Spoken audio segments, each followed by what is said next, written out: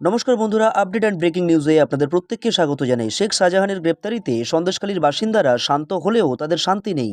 সংবাদ মাধ্যমকে সুপ্রতিম সরকার জানান, মিনাখা থানার বামনপুকুর থেকে গ্রেপ্তার করা হয়েছিল শাহজাহানকে। তবে এতদিন শাহজাহান কোথায় লুকিয়েছিলেন, এই প্রশ্নের জবাব তদন্তের স্বার্থে দিতে চাননি এডিজি। এই বিষয়ে আদালতকেই সব জানানো হবে বলে দাবি করে। এদিকে তিনি আজ ইডিকে নিয়ে প্রশ্ন তোলেন। সুপ্রতিমবাবু বলেন, শাহজাহানকে গ্রেপ্তারে আইনি বাধ্যবাধকতা ছিল। আদালত স্থগিতাদেশ তুলে নেওয়ার পর গত রাতে মিনাখা থানা থেকে তাকে গ্রেপ্তার করা হয়েছে।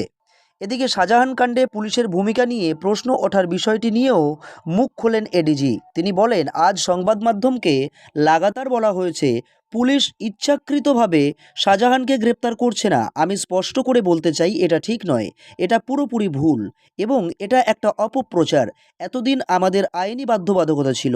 দুদিন আগে মাননীয় হাইকোর্ট বিষয়টি স্পষ্ট করে দেয়, তারপরেই আমরা শাহজাহানকে গ্রেপ্তার করি। আদালত জানায়, শাহজাহানের গ্রেপ্তারির উপরে কোনো বিধি নিষেধ নেই। তখনই আমরা জোর কদমে তল্লাশি শুরু করি গত রাতে এবং মিনাখা থানার বামনপুকুর অঞ্চল থেকে শেখ শাহজাহানকে গ্রেপ্তার করা হয়।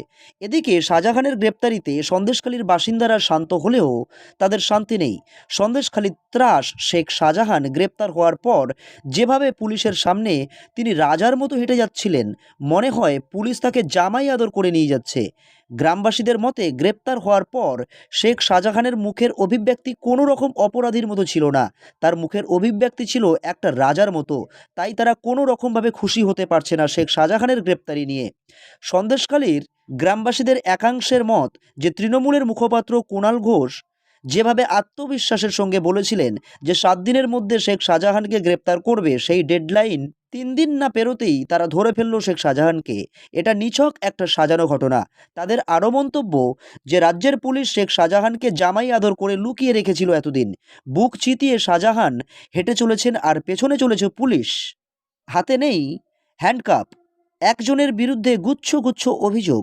পুলিশের সামনে দিয়ে দৃশ্যত গট গট করে হেঁটে এজলাসে ঢুকলেন শেখ শাহজাহান। শেখ শাহজাহানকে গ্রেপ্তার করা হয়েছে নাকি সমঝোতা, প্রশ্ন তুলছেন রাজ্য বিধানসভার বিরোধী দলনেতা শুভেন্দু অধিকারী। শাহজাহানের গ্রেপ্তারি নিয়ে প্রশ্ন তুলেছেন বিরোধীরা। এর আগে অবশ্য সংবাদ মাধ্যমের সামনে একাধিকবার সন্দেশখালীর মহিলারা বলেছেন, শাহজাহান তো পুলিশি নিরাপত্তাতে রয়েছেন। গ্রেপ্তারের পর শাহজাহানের বডি ল্যাঙ্গুয়েজ কি সেটারই জানান দিল। এমনকি তার পরনের পোশাকেও চরম চাকচিক্য। সাদা ধবধবে প্যান্ট, জামা, উপরে ধূসর রঙের জহর কোট, পায়ে সাদা স্নিকার্স। একেবারে আক্ষরিক অর্থে শাহজাহান। প্রশ্ন উঠেছে যে অভিযুক্ত 55 দিন ধরে পালিয়ে বেড়াচ্ছিলেন, পুলিশ তাকে খুঁজে পাচ্ছিল না।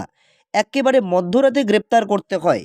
তার জামা কাপড় এতটা পরিষ্কার পরিচ্ছন্ন থাকে কিভাবে? পরিবারের সদস্যরা এত কম সময়ের মধ্যে পোশাক পৌঁছে দিতে পারেন কি করে, এই প্রশ্ন তুলছেন আদালতের আইনজীবীরা। শাহজাহানকে আপাতত 10 দিনের পুলিশি হেফাজতের নির্দেশ দিয়েছে বসিরহাট আদালত। তাকে কড়া নিরাপত্তার ঘেরাটোপে রাখা হয়েছে। আরও গুরুত্বপূর্ণ খবর দেখার জন্য আপনারা চোখ রাখুন আপডেট অ্যান্ড ব্রেকিং নিউজে।